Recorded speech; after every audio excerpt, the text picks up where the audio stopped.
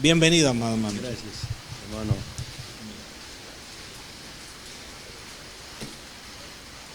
Muy buenas noches, queridos amigos y hermanos que nos acompañan en esta serie de estudios en el Evangelio de Juan, descubriendo las riquezas del Evangelio y descubriendo que el Evangelio es mejor de lo que imaginamos. Seguimos en el capítulo 1 de Juan. Tal vez es el pasaje de la Biblia con más cargado de teología que cualquier otro capítulo de las Escrituras. Así que hay mucho que sacar aquí y esta vez nos toca considerar un verso de suma importancia. No sabemos si hay vida en otros planetas. No sabemos si en este vasto universo existen otros seres vivientes, pero la asombrosa verdad del Evangelio es que el Hacedor del cosmos vino en persona a nuestro planeta y no solo visitó a nuestro mundo, sucedió algo más asombroso aún. Él llegó a ser uno de nosotros. El filósofo griego Platón cita a Sócrates diciendo: ojalá que viniera alguien que sea Dios o hombre y nos muestre a Dios. Bueno, esa petición fue respondida por Dios. Alguien vino y nos mostró a Dios. El suceso es conocido como la encarnación y es el tema que queremos considerar hoy. Y vamos al capítulo 1, el verso 14, donde leemos lo siguiente: y aquel verbo fue hecho carne y habitó entre nosotros, y vimos su gloria, gloria como del unigénito del Padre, lleno de gracia y de verdad. El comentarista bíblico William Barclay dijo que se podría afirmar que este versículo es el más importante de todo el Nuevo Testamento. Y el conocido maestro de la Biblia John MacArthur dijo que la frase aquel verbo fue hecho carne es probablemente la declaración más profunda jamás expresada en la historia del universo. Ahora, esas son palabras grandiosas y uno se siente intimidado tratar de explicar un verso tan lleno de verdades profundas y grandes. Debemos tomar en cuenta que hay un contraste entre el verso 1 y el verso 14. En el verso 1 dice: en el principio era el verbo, y ahí se afirma su existencia eterna como Dios. Y aquel verbo fue hecho carne, y ahí comienza su existencia como ser humano. Ahora, Juan no usa la palabra humano, usa la palabra carne. Y es una manera fuerte, clara y casi cruda para referirse a la naturaleza humana en toda su verdadera esencia. Tuvo Jesús una verdadera vida humana con todo lo que significa eso, con cuerpo, alma y espíritu. Ahora, las demás religiones nos han ofrecido a un Dios hecho un concepto, una filosofía, una ética, una doctrina, un código, y nos han dado palabras, muchas palabras. El mensaje del cristianismo es que la palabra fue hecha carne.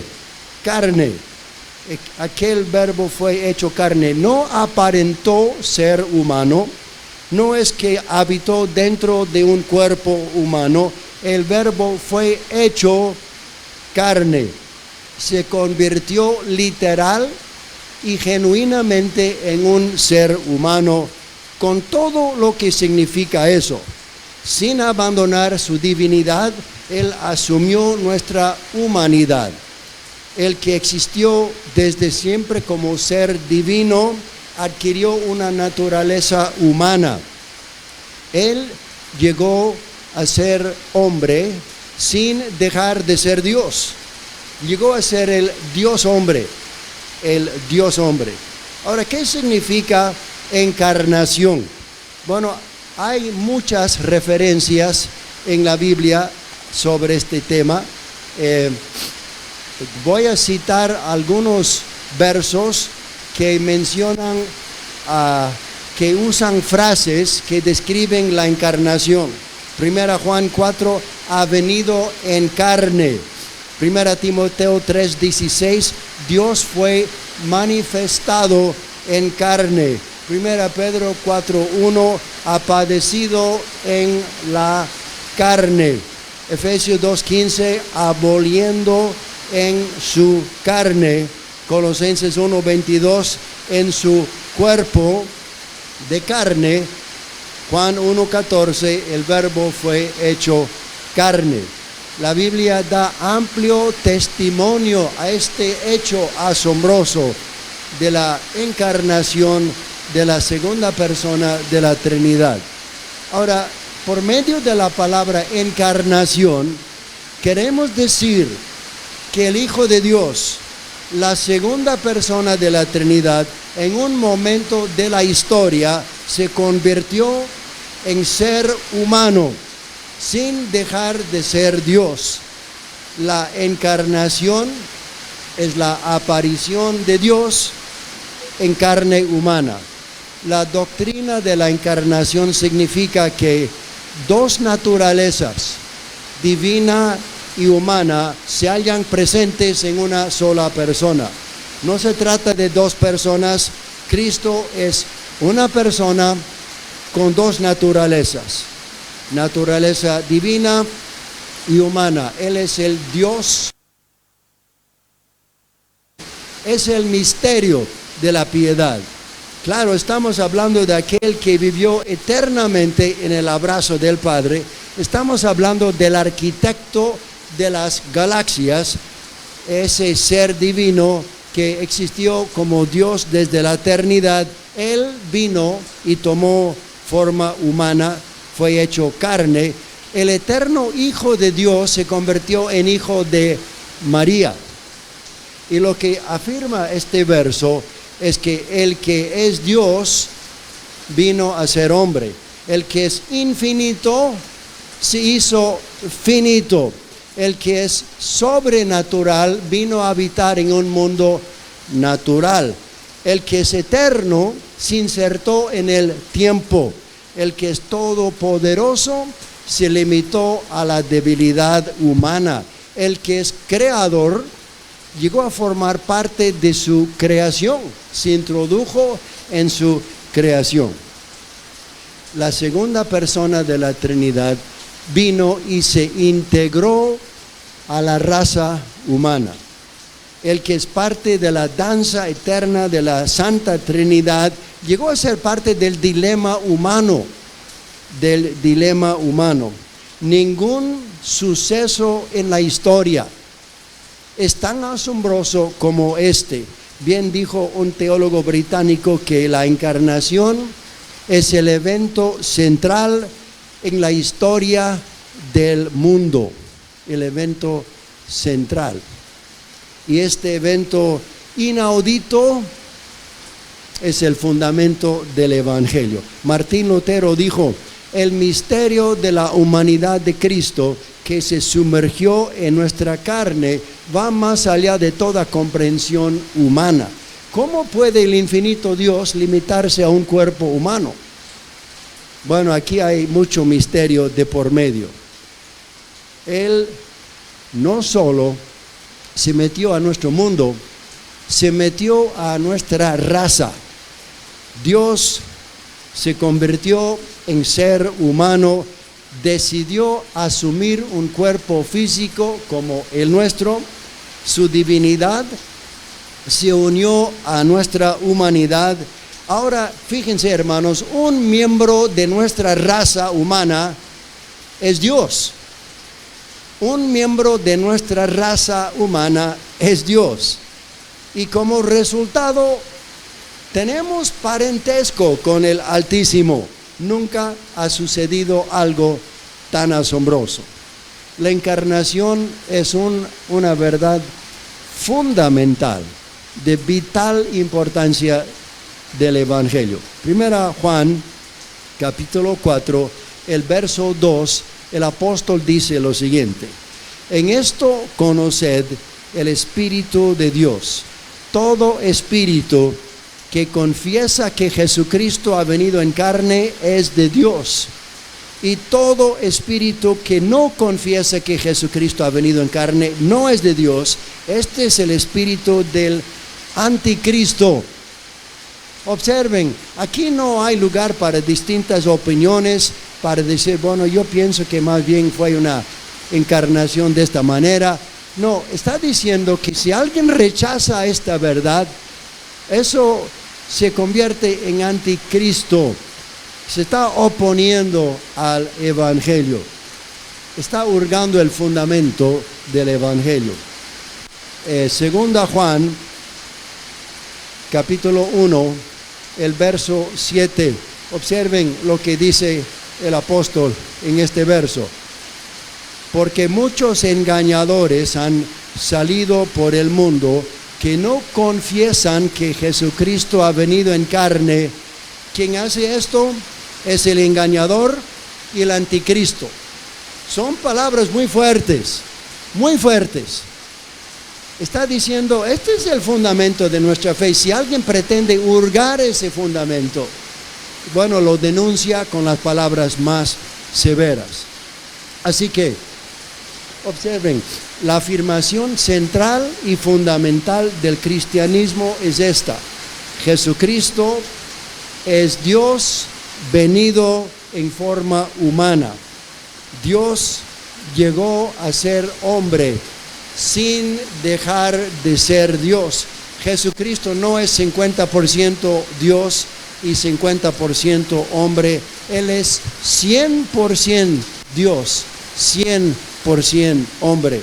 Aquel verbo fue hecho carne.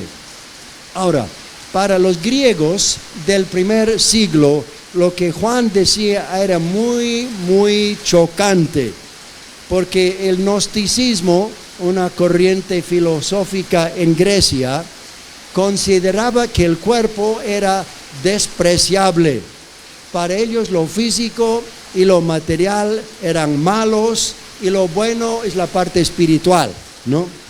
Así que no hay ninguna virtud en el cuerpo. El cuerpo es corrompido, es vil, es despreciable, y la parte noble de nuestro ser es la parte intelectual, la parte espiritual. Y la idea que Dios pudiera asumir un cuerpo físico, material, impensable, imposible para los griegos. ¿Cómo Dios va a tener un cuerpo físico? El verbo se hizo carne, blasfemia para ellos.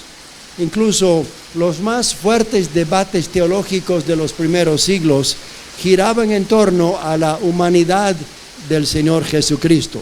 Había los que decían que Jesucristo nunca fue plenamente humano, solo parecía ser humano. Tenía apariencia de ser hombre, pero no lo era en verdad. C.S. Lewis dijo: el milagro central afirmado por el cristianismo es la encarnación, la afirmación de que Dios se hizo hombre. Cada uno de los demás milagros son una preparación para este, o lo señalan o son su consecuencia. Otro teólogo, F.F. Bruce, dijo esto: entre los artículos de la fe cristiana hay uno que es fundamental para todos los demás, y es este: que nuestro Señor Jesucristo, el eterno Hijo de Dios, llegó a ser hombre para nuestra salvación. Así que esta verdad de la encarnación es la afirmación central. de la fe cristiana. Nuestra salvación se ha hecho realidad por uno que, siendo Dios, se hizo hombre para llevar a los hombres a Dios. La frase venido en carne fue clave para los teólogos de los primeros siglos, parte de la confesión central de nuestra fe y de la doctrina cristiana. Ahora, ¿cómo fue esta humanidad del Señor Jesús? Veamos algunas características. Primero, para decir que fue una humanidad genuina. 1 Timoteo 2:5 dice, Jesucristo hombre. Jesucristo hombre. Y Pablo describe a Jesucristo con la palabra hombre. Y hay en este verso, y voy a dar lectura, 1 Timoteo 2:5, dice lo siguiente: porque hay un solo Dios y un solo mediador entre Dios y los hombres, Jesucristo hombre, el cual se dio a sí mismo en rescate por todos, de lo cual se dio testimonio a su debido tiempo. Ahora quiero que observen 3 palabras claves aquí.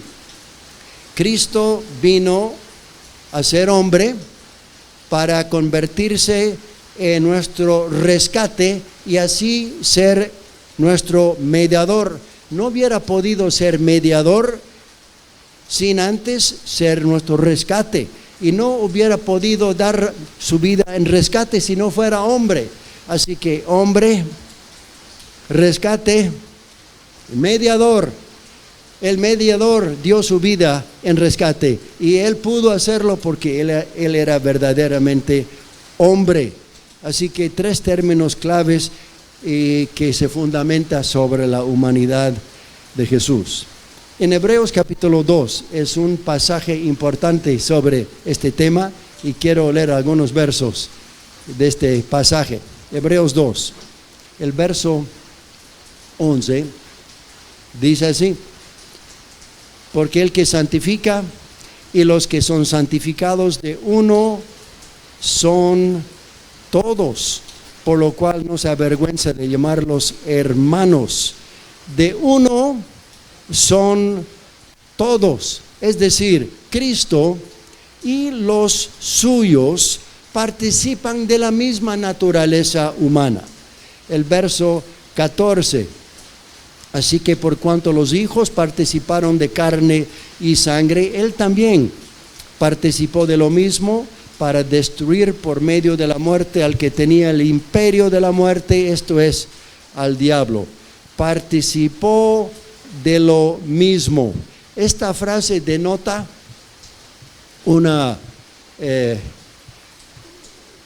denota de manera idéntica, ¿no? Sin diferencia, participó de lo que somos nosotros, seres de carne y hueso. La humanidad de Cristo no fue distinta a la nuestra. La humanidad suya fue como nuestra humanidad. Él fue plenamente humano, tan humano como nosotros. En el verso 17 dice: debía ser en todo semejante a sus hermanos.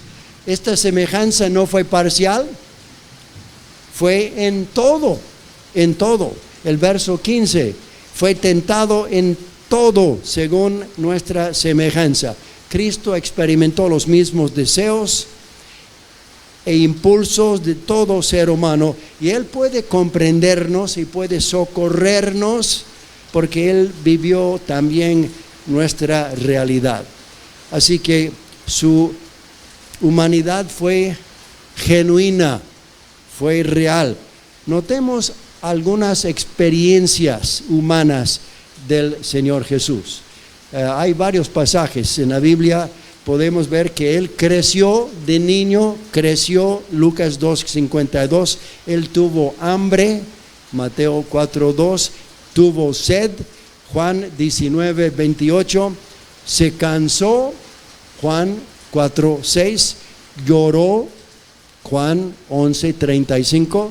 Gimió, Marco 7:34, se indignó, Marco 3:5, sintió gozo,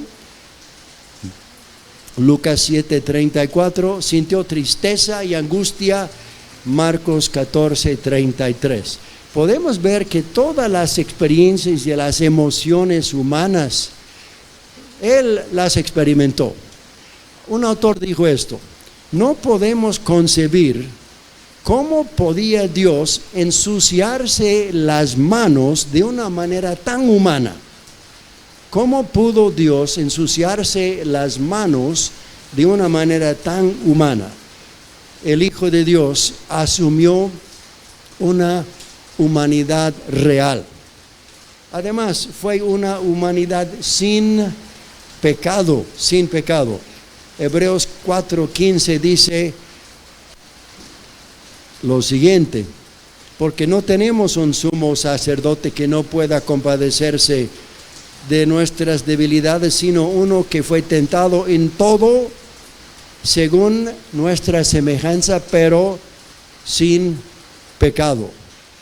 Esta es la diferencia entre Jesucristo y nosotros. Él fue sin pecado. Si bien sintió la tentación, probablemente más que cualquiera, los ataques del enemigo a lo mejor eran los más feroces. Sintió la tentación, pero nunca cedió a la tentación. Hay 3 apóstoles que dan testimonio a este tema, sobre este tema. Pablo dijo: al que no conoció pecado, 2 Corintios 5:21. Conoció la tentación, pero no conoció pecado. Las tentaciones llegaron, pero no le condujeron al pecado. No conoció pecado. Pedro dijo: no hizo pecado, 2 Pedro 2:22. Y Juan dijo: en él no hay pecado, 1 Juan 3:5. Aquí tenemos una humanidad como debe ser la humanidad, libre de pecado. El pecado nunca se introdujo a la experiencia del Señor. Aunque las tentaciones llegaban seguidas y fuertes, nunca el enemigo logró llevarle a cometer pecado. Además, fue una humanidad permanente. En Colosenses 2, el verso 9, hay una afirmación interesante. Escuchen lo que dice el apóstol Pablo. Colosenses capítulo 2, el verso 9, porque en él habita corporalmente toda la plenitud de la divinidad. Ahora, Pablo escribe cuando Cristo ya ascendió al cielo, retornó al Padre, sentado a la diestra de Dios, y Pablo dice: en él habita corporalmente toda la plenitud de la divinidad. Corporalmente significa un genuino cuerpo humano fue asumido en la encarnación y se encuentra actualmente glorificado en el cielo. Habita, verbo, tiempo presente. El Hijo de Dios asumió de manera permanente la forma humana. Él ascendió al cielo corporalmente y sigue siendo el Dios hombre. En él habita toda la plenitud de la deidad. De ninguna manera inferior a Dios. Él sigue siendo hombre, sigue siendo Dios y lo será eternamente. Gloria al Señor. En Hechos capítulo 1, cuando los ángeles hablan con los discípulos, dicen: este mismo Jesús va a volver. Ustedes han visto cómo se ha ido este mismo Jesús. El que ascendió al cielo va a volver, no otro. El Dios hombre que subió es aquel que descenderá otra vez. Ahora, algunos en el primer siglo dijeron que Jesús fue un mero hombre sobre quien vino Cristo en su bautismo para luego abandonarlo en su crucifixión. La enseñanza cristiana afirma que el Hijo de Dios asumió forma humana de manera real, de manera permanente, de manera irreversible. Eternamente seguirá siendo hombre. Después de su vida terrenal, Jesucristo no abandonó su humanidad, no dejó de ser hombre, resucitó corporalmente, ascendió corporalmente al cielo y como hombre se encuentra a la diestra del Padre en las alturas. Siempre será el Dios hombre. Ahora, ¿qué propósito tiene la encarnación? Permítanme referirme a algunos propósitos de este magno evento. Las repercusiones de la encarnación son grandes y voy a mencionar a tres. En primer lugar, para revelar a Dios. La encarnación fue para revelar a Dios. Juan 1:14, el verso con el cual comenzamos. Y vimos su gloria. Gloria como del unigénito del Padre, lleno de gracia y verdad. Y aquí Juan hace la asombrosa afirmación que la gloria de Dios se hizo visible y ojos humanos pudieron contemplar esa gloria. Ahora, ustedes se acordarán del gran deseo, el anhelo de Moisés, cuando dijo: Señor, muéstrame tu gloria. Señor, he visto tu poder, las 10 plagas, he visto caer pan del cielo, agua de la roca, he visto abrirse el mar rojo, pero quiero ver tu gloria, Señor. Fue el gran deseo de Moisés, ¿no? Y Dios le dijo: Moisés, tú no podrás ver mi gloria. Quedarás hecho chicharrón, es demasiado fulminante, es demasiado fuerte. Tú no vas a poder soportar el fulgor de mi gloria. Nadie podrá ver la gloria de Dios y vivir. Sí, pero de pronto la gloria que Moisés no pudo ver tomó forma humana. Y Juan dice: vimos su gloria, gloria como del unigénito del Padre, lleno de gracia y verdad. Y no morimos, es más, recién vivimos cuando contemplamos esta persona que es la gloria de Dios. El Dios glorioso se presentó en forma humana. El Dios invisible cobró visibilidad. El Dios que jamás alguien había visto se presentó en este mundo para que le veamos y para que le conozcamos. Jesús es Dios hecho visible, Dios hecho conocible. Philip Yancey, un escritor cristiano, comenta sobre este tema a través de una experiencia personal y dice lo siguiente: entendí mejor la encarnación cuando tuve en casa una pecera de agua salada. Descubrí que no es tarea fácil atender una pecera marina.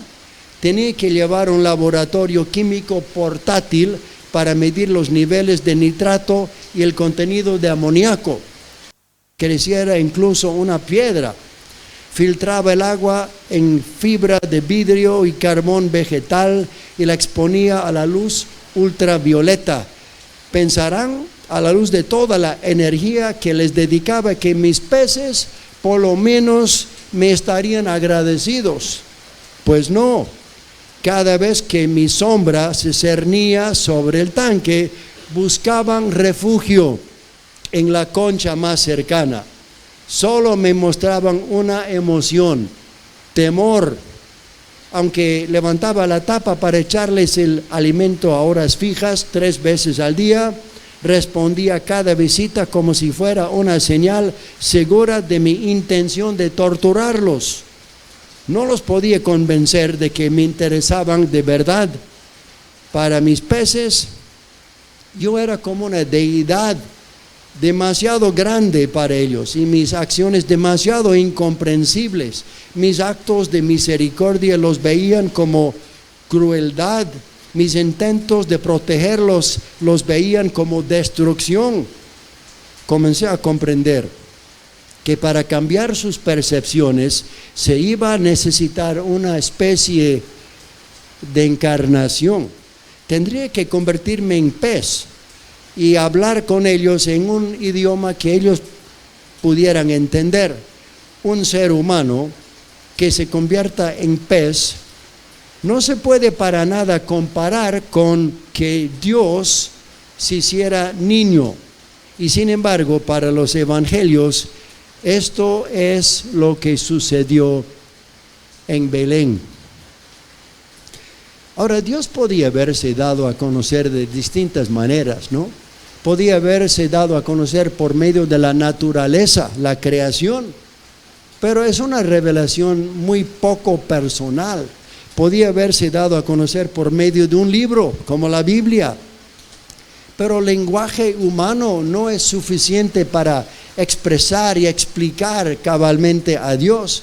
Podía haberse dado a conocer por medio de profetas y maestros, pero ninguno de ellos podría dar a conocer perfectamente a Dios. Necesitábamos una revelación más completa. La naturaleza, el libro de Dios, los profetas, gracias a Dios por ellos, pero no son suficientes. Necesitábamos más que palabras divinas. Hacía falta una persona divina que nos haga ver cómo es Dios. Había un papá que cada noche solía leer a sus hijos un cuento, el cuento de los 3 osos. Y finalmente el hombre dijo, bueno, esto es absurdo, ¿por qué no grabar esta historia y dejar que mis hijos escuchen la grabación en lugar de leérselo cada noche? Así que el hombre hizo eso y puso la grabación para que lo escucharan sus hijos y se fue al living para leer el periódico. Y después de terminar de escuchar la grabación, su hijito vino y se apegó a su papá. El papá dijo, hijo, ¿no escuchaste mi voz en la grabación contando la historia de los 3 hijos? Sí, papá, escuché la grabación, pero la grabación no nos abraza y no nos besa. Querían algo más que una grabación. Dios no nos mandó un mensaje. Dios mandó a su Hijo, ¿verdad? No nos dio una explicación, nos dio una demostración. Mandó a su Hijo Jesús. No fue una mera enseñanza, fue una vida, la vida más bella, más maravillosa jamás vivida en esta tierra. Y cuando le vemos a Cristo abrazando a niños, amando a leprosos, alimentando a multitudes, abriendo los ojos de ciegos, restaurando cuerpos y vidas destrozadas, tenemos que darnos cuenta, hermanos, tenemos que darnos cuenta que así es Dios. Y Dios resulta ser más maravilloso de lo que jamás habíamos imaginado. Cristo en su vida humana nos estaba mostrando el corazón de Dios. Él es la revelación de Dios. Y Cristo tiene que ser nuestra definición de Dios. Cuando decimos Dios, cuando pensamos Dios, tenemos que pensar Jesús. Jesucristo es la revelación del Padre. Él es el Dios invisible hecho visible. Su nombre es Jesús de Nazaret. Y Dios es exactamente como Jesús. Qué tremenda verdad es esa. Dios se ha dado a conocer. El Verbo se hizo carne y el mundo nunca ha visto algo similar. Segundo propósito, no solo para revelar, para dar a conocer a Dios, sino también para reconciliarnos con Dios, para redimir a la humanidad. Cristo vino con un propósito salvador, en una misión de rescate. El Hijo del Hombre vino para buscar y para salvar lo que se había perdido. Colosenses capítulo 1, el verso 20 dice lo siguiente. Colosenses 1:20, y por medio de él reconciliar consigo todas las cosas, las que están en la tierra como las que están en los cielos, haciendo la paz mediante la sangre de su cruz. Hay dos frases importantes aquí que se refieren a su humanidad, mediante la sangre de su cruz. Hay sangre humana que fue derramada en su cuerpo de carne. Ambas frases resaltan la verdadera humanidad de Cristo. El que podía redimir a los seres humanos tenía que ser un ser humano. Y Él asumió nuestra humanidad para ser salvador de los seres humanos. Hebreos capítulo 2, nuevamente. Aquí vemos varios propósitos de la encarnación. Dice que Él participó de carne y sangre, uno, para destruir al que tenía el imperio de la muerte. Dos, para librar a los que estaban sujetos a servidumbre, verso 15.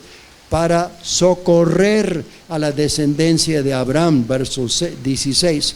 Esto se refiere a todos aquellos que como Abraham creen y tienen fe en Cristo. Para venir a ser sumo sacerdote, verso 17, y para expiar los pecados del pueblo, el verso 17. Hay un propósito de reconciliarnos con Dios. Y aquí está el tercer propósito. Para cumplir el propósito original de Dios para su creación. Para cumplir el propósito original de Dios para su creación. Desde el inicio, el plan de Dios fue que los seres humanos gobernasen la creación. Dios nos puso y nos dijo que debemos señorear, ejercer dominio, y esto lo vemos en el Salmo 8. Escuchen lo que escribió David sobre esto. Salmo 8, verso 4. Digo, ¿qué es el hombre para que tengas de él memoria? Y el hijo del hombre para que lo visites. Le has hecho un poco menor que los ángeles y lo coronaste de gloria y de honra. Le hiciste señorear sobre las obras de tus manos y todo pusiste debajo de sus pies. El ser humano recibió una corona, una posición de honra y de gloria dadas por Dios para que ejerciera autoridad sobre la creación y gobernar en nombre de Dios y llevar a cabo la voluntad de Dios. Dios nos dio una corona, nos confirió gloria y honra. Es una posición de mucho privilegio. Ahora, en el capítulo 2 de Hebreos, el autor cita este verso y hace un comentario muy interesante al respecto. Hebreos 2, otra vez. Verso 7 dice así: le hiciste un poco menor que los ángeles, le coronaste de gloria y de honra, le pusiste sobre las obras de tus manos, y todo lo sujetaste bajo sus pies. Hubo un tiempo cuando el ser humano tenía una posición privilegiada de honra, de gloria en la creación, pero algo pasó. Dice en el verso 8, porque en cuanto le sujetó todas las cosas, no dejó nada que no sea sujeto a él, pero, escuchen, todavía no vemos que todas las cosas le sean sujetas. A consecuencia del pecado perdimos nuestra corona, perdimos nuestra autoridad y ahora tenemos una creación donde hay volcanes y tsunamis y fieras y plagas y coronavirus, y no vemos que las cosas estén sujetas a nosotros como al principio. ¿Qué es lo que vemos? Verso 9. vemos a aquel que fue hecho un poco menor que los ángeles, se hizo hombre, a Jesucristo coronado de gloria y honra a causa del padecimiento de la muerte, para que por la gracia de Dios gustase la muerte por todos. Ahora de pronto hay alguien coronado de gloria y honra. Ahora esa frase describe la posición elevada que una vez tuvimos en el plan de Dios, la posición gloriosa que Dios nos dio. Perdimos la corona. Hay un ser humano que la recuperó. La corona que perdimos, ahora hay un ser humano que la tiene, logró recuperarla. El pecado perjudicó el plan, pero con la llegada del hombre perfecto se restaura ese plan. Ahora vamos a Romanos capítulo 8. Este capítulo habla del plan de Dios de librar a la creación entera de la maldición del pecado, y lo va a hacer por medio de Cristo. Romanos 8, el verso 20. Porque la creación fue sujetada a vanidad,